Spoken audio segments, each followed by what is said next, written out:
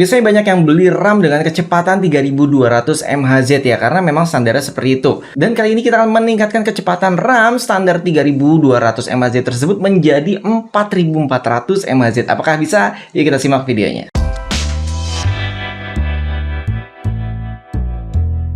Assalamualaikum sahabat Twist TV. Oke, jadi kita akan membuat video petualangan tentang overclock RAM ya. Kita udah bikin 2 video sebelumnya dan sekarang kita tingkatkan lagi ya. Yang sebelumnya itu kita buat RAM dari kecepatan 2400 itu bisa mencapai 3200 dan beberapa RAM bahkan bisa tembus ke 3600. Kemudian kita mendapatkan job untuk optimasi komputer ya. Waktu itu sebenarnya semuanya sih yang dioptimasi, tapi RAM-nya itu dari kecepatan yang dia beli 266 dan gak ada settingan XMP karena memang harga RAM-nya itu sekitar 200 ribuan bahkan nggak nyampe ya. Tapi ternyata kita maksimalkan bisa sampai kecepatan 3600. Oke, jadi pada video kali ini kita sudah siapkan RAM dari merek Vigen yang tipenya seperti ini, kalian bisa lihat ya. Dan ini speednya XMP-nya ada di angka 3200 MHz. Apakah bisa kita overclock hingga 4400? Dan ini dia spesifikasi yang kita gunakan.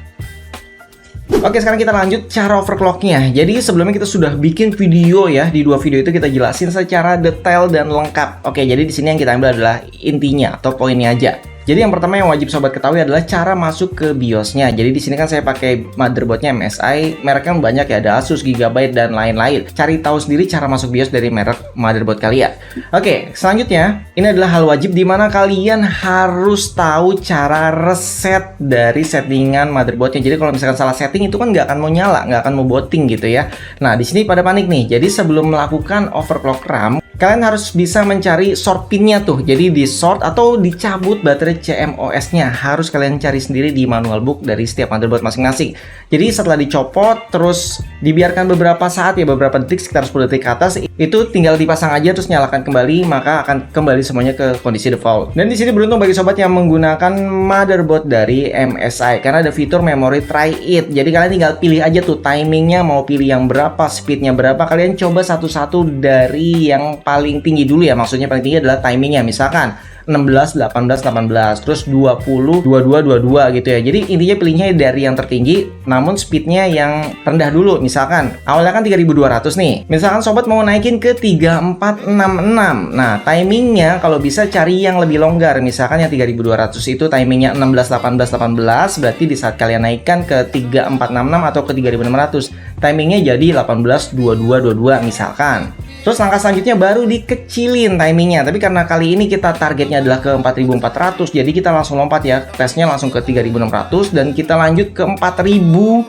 Terus kita lanjut lagi ke 266 dan ternyata berhasil sampai di 266 dan semuanya sudah kita tes dengan cara memtest seperti ini ya. Semuanya stabil dan akhirnya saya coba ke 4400. Kita coba taklukkan dan setelah 3 kali PC kita nggak bisa booting ya. Jadi kita udah otak-atik dari voltase, dari timingnya, dari segala macam, ternyata memang RAM kita akhirnya menyerah, nggak sanggup di 4400 dan finalnya kita hanya bisa stabil sampai kecepatan RAM 4266 dan ini beneran stabil. Selain menggunakan memory test tadi, kita juga tes selama 1 bulan lebih. Jadi kita tes sebenarnya dari tahun lalu Desember tanggal 24 dan sampai video ini saya tayangkan kita masih menggunakan kecepatan RAM tersebut dan akan kita gunakan selamanya gitu, karena memang overclock RAM ini tidak seseram overclock VGA dan CPU. Jadi RAM ini juga punya garansi lifetime, jadi tenang aja. Overclock RAM ini nggak seserem semua yang kalian bayangkan ya, jadi tenang aja. Inilah overclock yang menurut saya paling nyaman, yaitu overclock RAM. Oke, karena semuanya sudah stabil, saatnya kita tes dari performa data transfer dan latensi ya. Jadi sobat bisa lihat grafiknya di sini ya. Dari yang kecepatan 2400 terus 3600 karena defaultnya 3200. Jadi kita tidak hitung kecepatan 3200-nya sebenarnya ada, cuman hilang gitu ya. Dan ini adalah hasil data yang 4266. Jadi sobat bisa lihat di sini untuk memori kopinya di sini memang ada peningkatan. Makanya karena ada peningkatan jadi saya pakai speed yang tertinggi. Jadi sebenarnya kalau kita bandingkan dengan yang 4000 itu beda tipis banget, tapi datanya hilang tipis banget, hanya hitungan jari lah ya. Terus kemudian kita naik ke tes timing ya. Untuk timingnya sebenarnya paling bagus itu di 3600 karena di saat kita naikkan ke 4000 dan 4266 dia malah makin kendor. Tapi sebenarnya nggak masalah buat saya. kendor karena sebenarnya ini masih lebih cepat dari yang standar yang ada di angka 72 apa 74 gitu ya, yang 3200 sayangnya datanya hilang. Oke, itu kan by data ya. Terus dalam game beda jauh apa enggak sih? Jadi langsung aja nih, kita lihat tabelnya. Sobat bisa lihat di sini ya, ini kita mewakili 3 game aja. Jadi yang pertama adalah Valorant untuk first person shooter ya. Jadi game kompetitif di sini berasa banget loh. Untuk minimal FPS-nya sampai max FPS termasuk average-nya itu semua mengalami peningkatan yang bener-bener tinggi loh. Nggak sembarangan, ini bahkan bisa 30% lebih. Jadi bagi kalian yang mau overclock RAM, tenang aja, nggak usah khawatir karena memang performanya naik tajam. Dan untuk game open world kita menggunakan GTA 5 karena lebih banyak orang yang memainkan game ini juga ya. Jadi di sini sobat bisa lihat juga peningkatannya berasa kan, ada bedanya kan. Dan yang terakhir adalah game Dota 2. Ini game strategi, game MOBA ya. Termasuk game favorit saya. Jadi sobat bisa lihat perbedaannya juga jauh kan.